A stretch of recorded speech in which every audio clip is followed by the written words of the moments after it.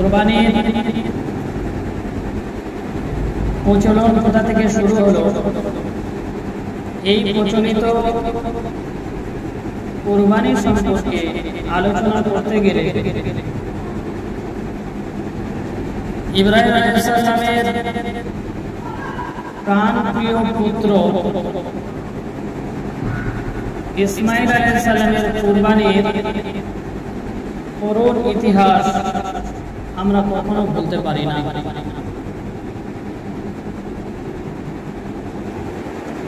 আমরা জানি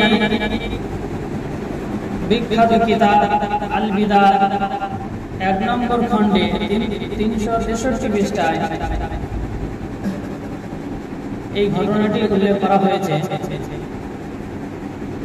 যে হযরত ইব্রাহিম আলাইহিস সালাম তানা দীর্ঘ 86 বছর কোন সন্তান আল্লাহ তাআলা দেন না। আর ইব্রাহিম আলাইহিস সালাম আল্লাহ তাআলার কাছে সন্তান চাইতেন, নেক সন্তান।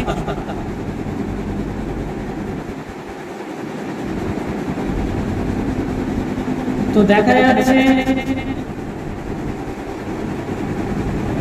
এই 83 বছর 86 বছর ইব্রাহিম আলাইহিস সালাম শুধুমাত্র আল্লাহ তাআলার কাছে সন্তান চাইতেন। 83 বছর ধরে আল্লাহ তাআলার কাছে সন্তান চাইলেন, দ্বিতীয় আর কোনো কাউরের কাছে চাইলেন না। তিনি খুব ভালো করে জানতেন যে সন্তান দেনেওয়ালা আর সন্তান না দেনেওয়ালা তিনি হলেন আল্লাহ। তাই তিনি 86 বছর ধরে শুধুমাত্র আল্লাহ তাআলার কাছে চেয়েছেন, আল্লাহ তাআলা ব্যতীত কোনো কাউরের কাছে চাইলেন।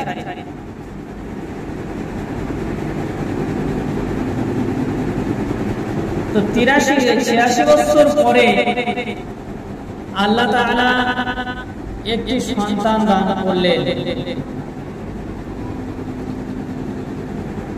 এই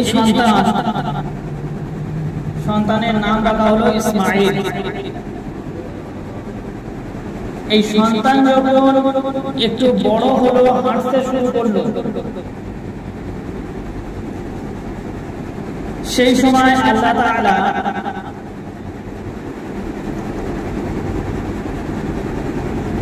তার বন্ধুকে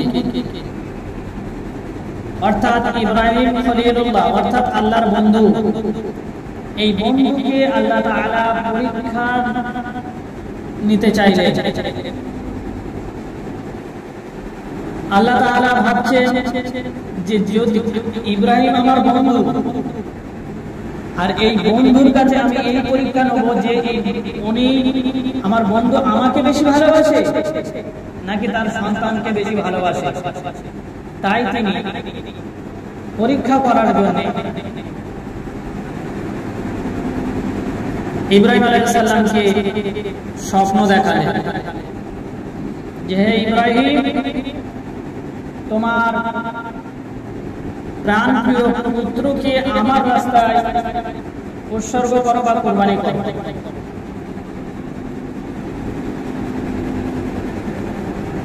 একদিন, দুদিন, 3 দিন ধরে কুরবানি এরকম স্বপ্ন দেখালেন আল্লাহ তাআলা।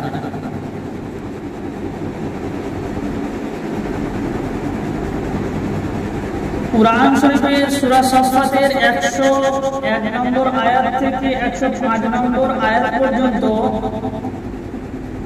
পিতা পুত্রের এই স্বপ্নের বাস্তবায়নের করুণ ইতিহাস আল্লাহ তাআলা কুরআন শরীফে তুলে ধরেছেন।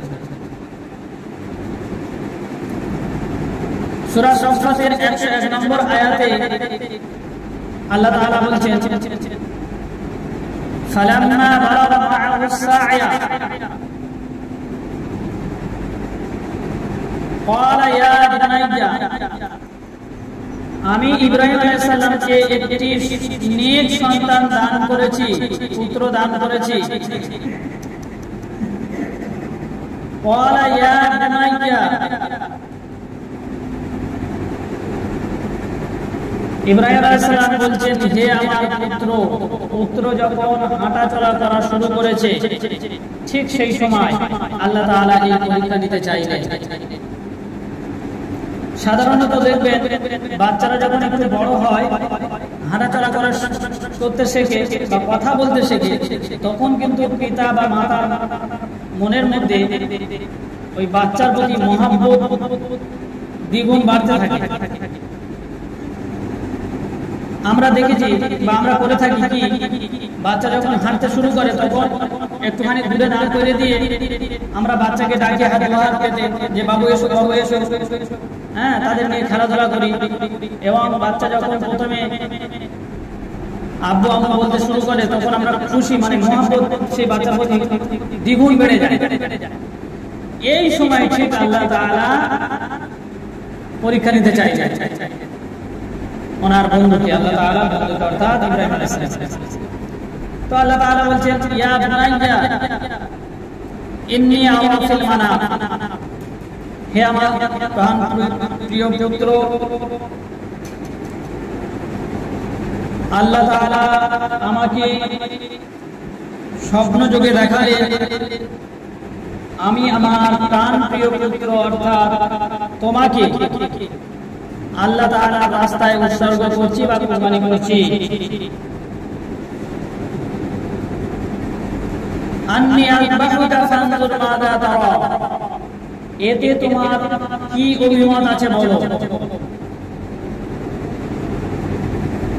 আমরা প্রত্যেকে জানি যে ইব্রাহিম আলাইহিস সালাম ভবিষ্যতে একজন নবী, ইসমাঈল আলাইহিস সালাম। তাই শৈশবে ওনার কথাবার্তাও কিন্তু সেই ধরনের ছিল। অন্যান্য বাচ্চাদের মতো এই কথাও বলে ওঠেনি যে আব্বা তোমার কি মাথা খারাপ হয়েছে, তুমি নিজে পুত্রকে কুরবানি দেওয়ার জন্য রেডি হচ্ছ, আল্লাহ তাআলা তোমাকে স্বপ্ন দেখাচ্ছে, স্বপ্ন দেখানোর মানুষকে আর খুঁজে পায়নি। এ কথা তিনি বললেন না, অর্থাৎ ইসমাঈল এ কথা বললেন না। ইসমাঈল আলাইহিস সালাম কি বললেন? قال يا أبت افعل ما تؤمر ستجدني إن شاء الله من الصابرين। আল্লাহ তাআলা আপনাকে স্বপ্ন দেখিয়েছেন যে আপনার প্রাণ প্রিয় পুত্র অর্থাৎ আমাকে, ইসমাঈলকে কুরবানি দেওয়ার জন্য। এই কুরবানি দেওয়াতে আমার এখানে কোনো দ্বিমত নেই। আল্লাহ তাআলা আপনাকে যে হুকুম করেছে ওই কাজে আপনি করবেন। সাতাজিদুনি ইনশাআল্লাহু মিনাস সাবিরিন, আর আপনি আমাকে সবরকারীদের মধ্যে পাবেন, হঠকারীদের মধ্যে পাবেন। তাহলে পিতা এবং পুত্র উভয়ে আল্লাহ তাআলার দেখানো স্বপ্ন বাস্তবায়ন করার জন্য একটি নির্জন জায়গা খুঁজতে শুরু করলেন, অর্থাৎ মক্কা শহরের মিনার ময়দান সাবির পাহাড়ের দিকে যখন পিতা পুত্র দুজনেই আল্লাহ তাআলা দেখানো স্বপ্নকে বাস্তবায়ন করার জন্য এগিয়ে যাচ্ছে, এমত অবস্থায় শয়তান পিছু থেকে পিতাকে ধোঁকা দিতে শুরু করেছে। শয়তানের কাজ যা, শয়তান তাই শুরু করেছে। সংক্ষিপ্ত আকারে বলি যে ওই সময় পিতা অর্থাৎ ইব্রাহিম আলাইহিস সালাম ওখানে তিনটি পাথর নিক্ষেপ করেছে। ওখানে ইব্রাহিম আলাইহিস সালাম তিনটি পাথর নিক্ষেপ করেছে শয়তানকে তাড়ানোর জন্য। আর আমরা জানি যে হাজিরা যারা হজ করতে যান ওনারাও ঠিক ওইখানে গিয়ে হজে গিয়ে তিনটি পাথর নিক্ষেপ করতে হয়। এই জায়গাটি হচ্ছে রমিয়া জিমার বলা হয়। তো এই রমিয়া জিমারে গিয়ে তিনটি পাথর নিক্ষেপ করতে হয়। যেটা ইব্রাহিম আলাইহিস সালাম শয়তানকে তাড়ানোর জন্য মেরেছিলেন। কিয়ামত পর্যন্ত এই ধরনের যত হাজি ওখানে হজ করতে যাবেন প্রত্যেকের এই কাজটা করতে হবে। তো এরপর পিতা পুত্র দুজনে যখন আল্লাহ তাআলা দেখানো স্বপ্নকে বাস্তবায়ন করার জন্য মিনা ময়দানে চলে গেলেন। যাওয়ার পরে আল্লাহ তাআলা পিতাকে পুত্র মানে পুত্রকে পিতা ওখানে জবাই করানোর উদ্দেশ্যে শুইয়ে দিলেন। এরপরে আল্লাহ তাআলা বলছেন আন্নী আযবাহুকা ফানজুর মাযা তারা ক্বালা ইয়া আবাতি ফাআল মা তু'মার সাতাজিদুনি ইনশাআল্লাহু মিনাস সাবিরিন ফালাম্মা আসলামা ওয়া তাল্লাহু লিল জাবিনি ওয়া নাদাইনাহু ইয়া ইব্রাহিম। ইব্রাহিম আলাইহিস সালামকে যখন শুইয়ে দিলেন قد صدقت الرؤيا إنا كذلك نجزي المحسنين। এরপরে যখন ছুরি চালাতে যাবে, সংক্ষিপ্ত আকারে ঘটনাগুলি বলছি, যখন ছুরি চালাতে যাবে এমন অবস্থায় আল্লাহ তাআলা জান্নাত থেকে একটি দুম্বা পাঠিয়ে দিলেন।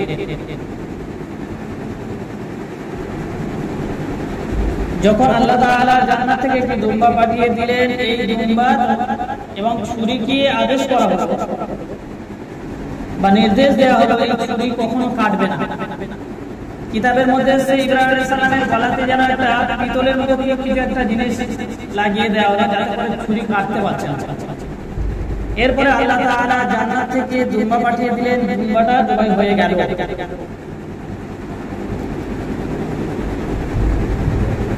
ستجدني إن شاء الله من الصابرين فلما أسلم وتله للجبين وناديناه أن يا إبراهيم قد صدقت الرؤيا إنا كذلك نجزي المحسنين। আল্লাহ তাআলা বললেন, হে ইব্রাহিম قد صدقت الرؤيا, তুমি তোমার স্বপ্নকে সত্যি করতে গিয়ে মানে সত্যি করেছো, আর এটাই ছিল আমার পরীক্ষা, আর আমি এই পরীক্ষা ঈমানদারদের জন্য নিয়ে থাকি। সত্য করে দেখিয়েছো, তুমি আমার দেখানো স্বপ্ন সত্য করে দেখিয়েছো। আর আমি এইভাবে ঈমানদারদের পরীক্ষা নিয়ে থাকি। তাহলে আমরা সংক্ষিপ্ত আকারে পিতা পুত্রের এই করুণ কুরবানি ইতিহাস সম্পর্কে অবগত হলাম। আচ্ছা, এই যে কুরবানি এটা কি শুধুমাত্র ইব্রাহিম আলাইহিস সালামের জামানায় হয়েছিলেন নাকি এর আগে কিছু বিস্তারিত ঘটনা আছে? এ সম্পর্কে জানতে হলে বা বুঝতে হলে আমরা লক্ষ্য করি, যদি সূরা মাঈদা 27 নম্বর আয়াতে আল্লাহ তাআলা এর বিস্তারিত বর্ণনা করেছেন যে আমরা প্রত্যেকে জানি যে হযরত আদম আলাইহিস সালামের দুইটি সন্তান ছিল, আল্লাহ তাআলা দিয়েছিলেন। আর সেই সময়কার সময় মানে মা হওয়ার গর্ভে থেকে দুইটি করে সন্তান ছিল, একটি ছেলে আর একটি মেয়ে। আর প্রথম জোড়া মানে জোড়া জোড়া সন্তান হতো, এবার দ্বিতীয় জোড়া যেটা হতো সেখানে একটা ছেলে একটা মেয়ে। প্রথম জোড়ার যে ছেলে দ্বিতীয় জোড়ার মেয়ের সাথে বিবাহ করা যায় ছিল, আর দ্বিতীয় জোড়ার যে ছেলে মানে তৃতীয় জোড়ার ছেলে দ্বিতীয় জোড়ার মেয়ের সাথে বিবাহ করবে, এরকম আল্লাহ তাআলার নির্দেশ ছিল। তো আমরা প্রত্যেকে জানি যে হাবিল কাবিল বলে দুইটি সন্তান ইব্রাহিম এই আদম আলাইহিস সালামের ছিলেন। তো হাবিলের সাথে যে জোড়াটা বোনটা ছিল সেই বোনের নাম ছিল আকিবা, আর কাবিলের সাথে যে জোড়াটা ছিল তার নাম হচ্ছে গাজা, গয়াকার বলে যায় গাজা। এখন এই আকিলিমা আর হাবিল কাবিল আর ওই গাজা যখন 4 ভাই বোন আস্তে আস্তে বড় হচ্ছে, যখন ওদের বিবাহের বয়স এসে গেছে, তখন আল্লাহ তাআলার তরফ থেকে একটি ফেরেশতা এসে ঘোষণা দিলেন পিতার কাছে যে আদম, আল্লাহ তাআলার তরফ থেকে এই ঘোষণা হলো যে তোমার সন্তানদের মধ্যে বিবাহ করিয়ে দাও। তাহলে আল্লাহ তাআলার নির্দেশ হলো প্রথম জোড়া দ্বিতীয় জোড়া মেয়ের সাথে বিয়ে করবে, মানে বোনের সাথে বিয়ে করবে। আর এটা জায়েজ ছিল সেই সময় যাতে করে বংশ বিস্তার করা যায়। পরে এটা নাজায়েজ হয়ে গেছে। তো যাই হোক, যখন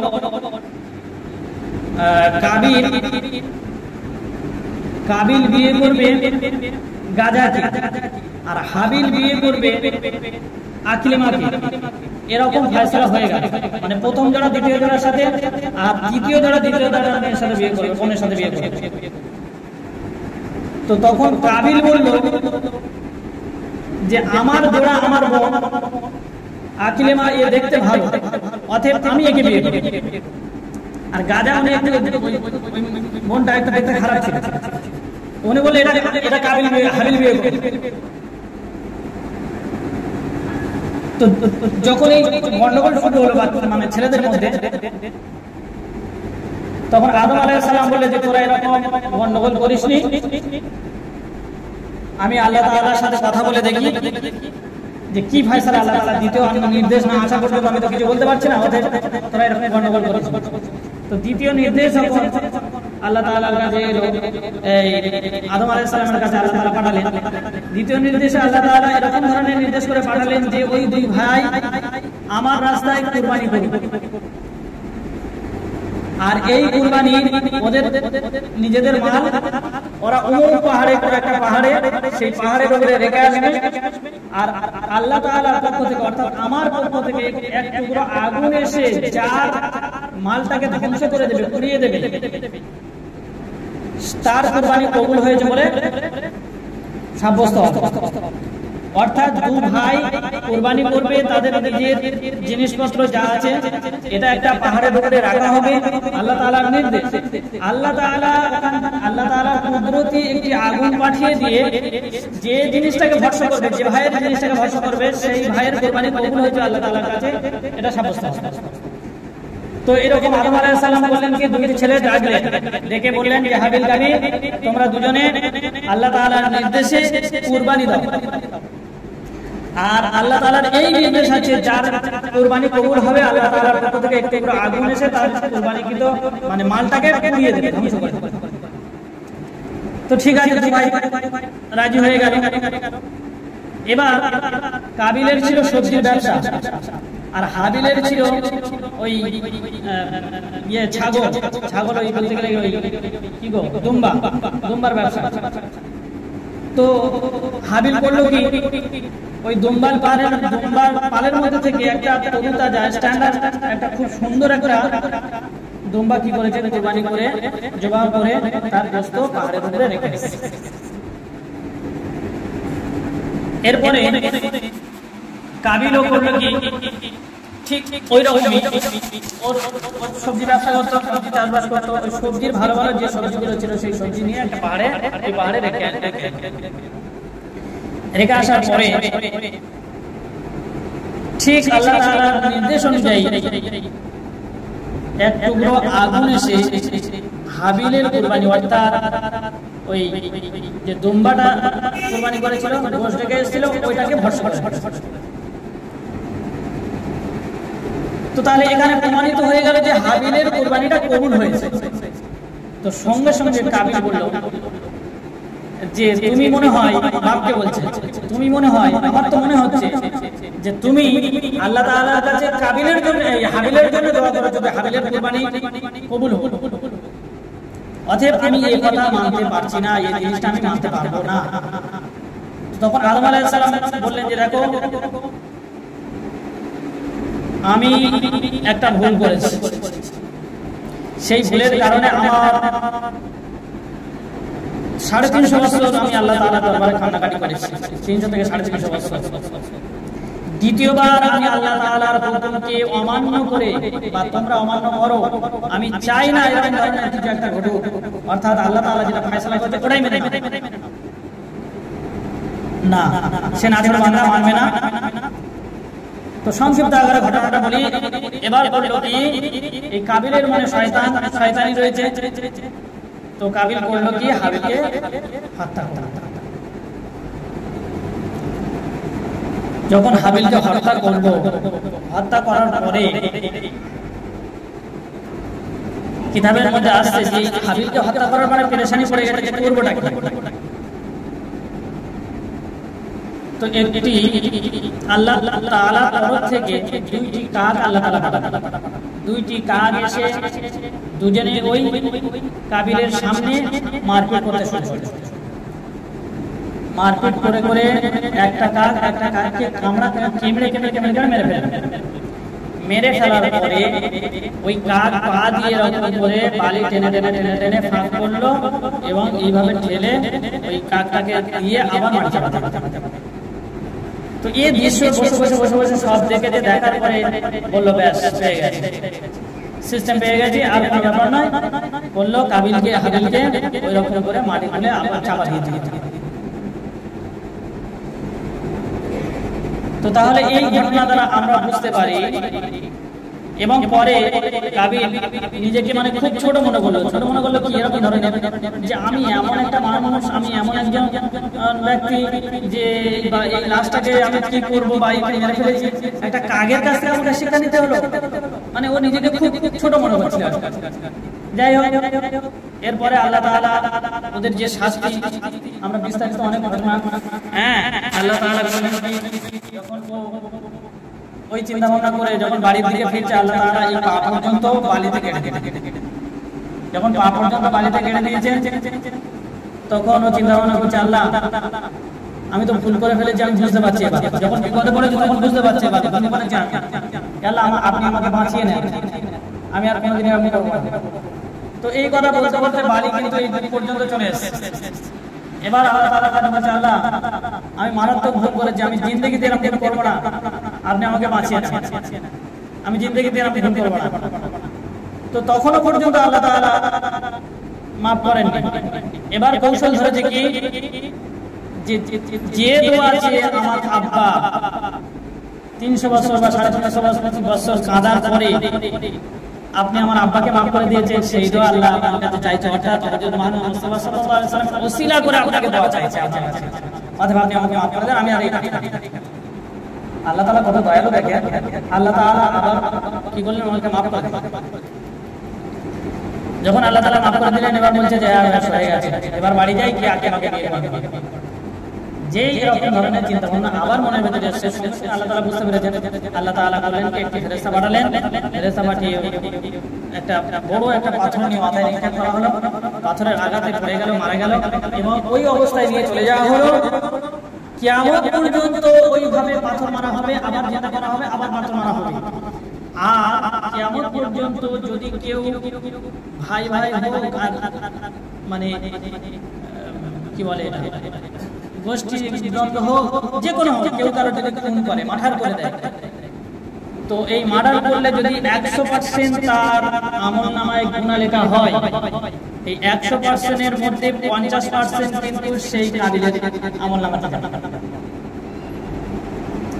তো এখানে বলার উদ্দেশ্য হলো যে কুরবানির প্রচলিত কুরবানি শুধু ইব্রাহিম আলাইহিস সালামের জামানা থেকে নয়, বরঞ্চ আল্লাহ তাআলার পক্ষ থেকে দু ভাইয়ের জন্য, মানে হাবিল এবং কাবিলের জন্য আল্লাহ তাআলার পক্ষ থেকে এই কুরবানি সিস্টেমটা শুরু হয়েছিল, আর সেখান থেকে এখন পর্যন্ত এইভাবে চলে আসছে।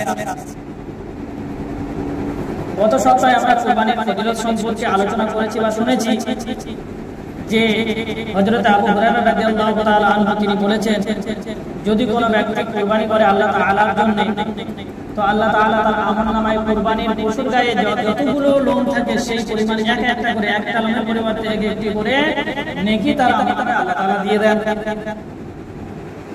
এবং রাসূলুল্লাহ সাল্লাল্লাহু আলাইহি ওয়াসাল্লাম এও কথা বললেন, যদি কোনো ব্যক্তি সামর্থ্য আছে কুরবানি দেওয়ার, এরপরে সে যদি কুরবানি না দেয়, তিনি কড়াভাবে বললেন যে সেই ব্যক্তি যেন ঈদগাহে না আসে।